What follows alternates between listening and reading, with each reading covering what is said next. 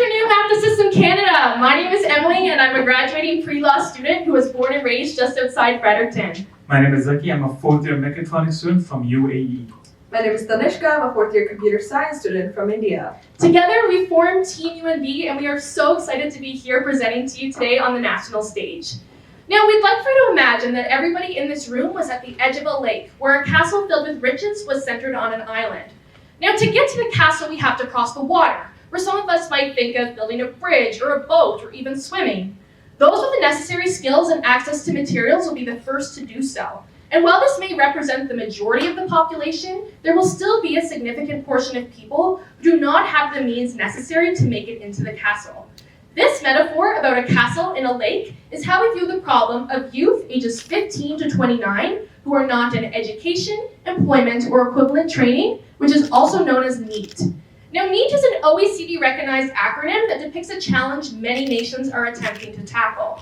One's engagement or lack thereof with education or employment is directly shaped by political, economic, social, environmental, and legal structures. Our presentation today is going to begin by defining a system boundary and an overview. We will then walk you through our key system maps and use these maps and explain how they have informed potential intervention strategies. Our project examines how the New Brunswick grade school system sets up the future of the youth, often leaving them underprepared for education or employment. New Brunswick's NEET rate is 1% higher than the national average, representing over 7,300 youths. New Brunswick faces a growing challenge of retaining its young talent.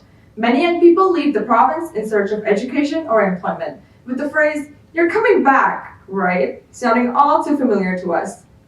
This province is shaped by either small businesses or large corporations, with very little space for anything in between. For an Atlantic Canadian, even a city like Calgary can feel like New York, leading New Brunswickers to follow in the footsteps of their parents rather than forging new paths.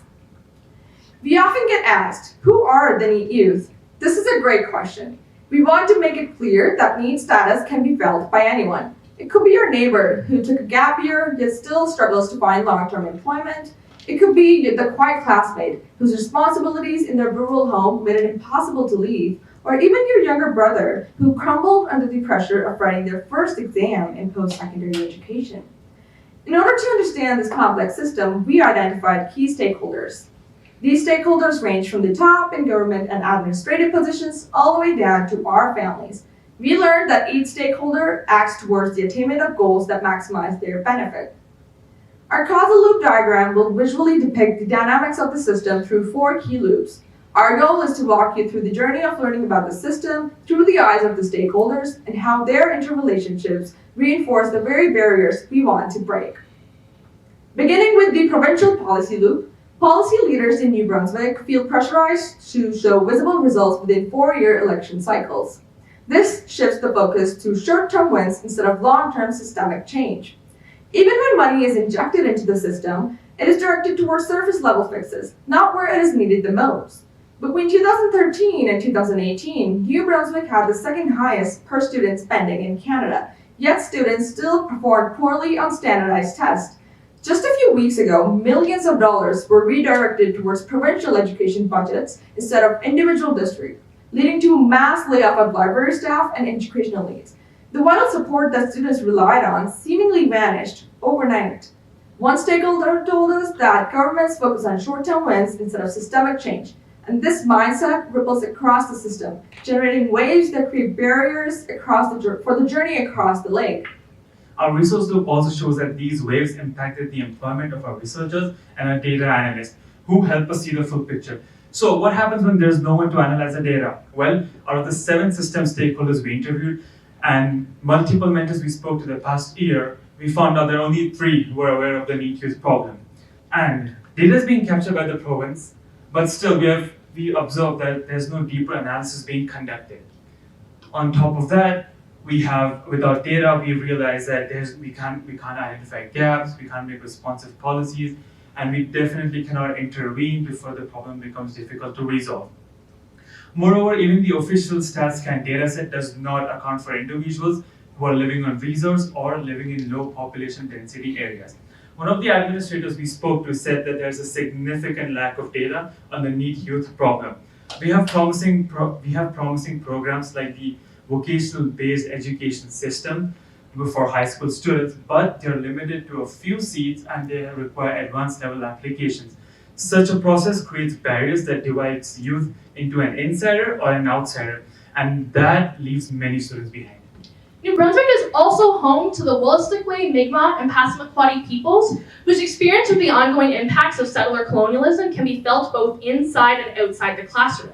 In New Brunswick especially, most Indigenous communities are located far outside urban centres, making accessing education or employment increasingly difficult. Alternatively, the role of intergenerational trauma serves as a further barrier for youth to feel protected in pursuit of higher education or employment. Moving on to our education loop, we've noticed that decisions made by those at the top trickle their way down. We spoke with an educator who told us that assessment standards are being lowered to keep things moving. All exams have been replaced by conversations, and the grading system has become standardized, which thus inflates the grade. While this may look like progress, we've discovered that the system is merely shifting the goalposts instead of changing the rules of the game. One educator even told us that students with high levels of absenteeism are still able to graduate, and rather than having the opportunity to explore a variety of pathways, as I did when I went through this system, students now are able to graduate early when they've received their mandatory credits. And for reference, in New Brunswick, the only grade 12 required course is English. And these aren't rare stories, they're systemic. And the longer we treat them as personal failures, the more potential we're quietly losing. The family loop depicts the role of community in our system. Oftentimes, the things that are closest to us, such as our jobs, families, and future careers, can trap us into a cycle. Many young people in New Brunswick go straight into seasonal jobs after high school, such as forestry or fishing. While these can provide short-term stability, only a few lead to long-term careers. Eventually, young people find themselves cycling in and out of employment, being unable to afford to go back to school and lagging behind each time. Those from higher income families are able to go to university, find stability, and succeed.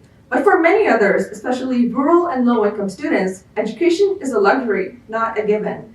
And if your parents did not attend post-secondary education, you are less likely to because of the lack of guidance. This is where potential is quietly lost, not because students are not capable, but because they're not supported.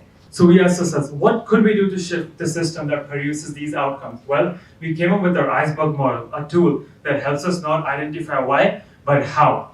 At the top, we have events we all recognize, such as declining in literacy rates or students drifting after high school with no direction. But that's just the tip of the iceberg. Underneath, we have patterns like budget cuts and missing accommodations, signaling a deeper systemic issue. Dive into the lake, we have a system, we have a structure, a system with weak vocational options and no collaboration between schools, families, and employers. And at the lake bed, it's the mindset, the belief that test scores are the only measure of success. If a student does not succeed in the system, it is viewed as their fault. These challenges ignore financial stress, language barriers, and intergenerational trauma, leaving many students behind. So we focused on levers of change, places where small shifts could potentially create system-wide change. First, awareness. When even policy leaders don't know the term NEET, that's a signal. We propose awareness efforts that focus on real stories and tangible data to help make this problem more visible. And second, policy. There's a huge lack of coordination between stakeholders, and policies have stemmed from lobbying as opposed to tangible data.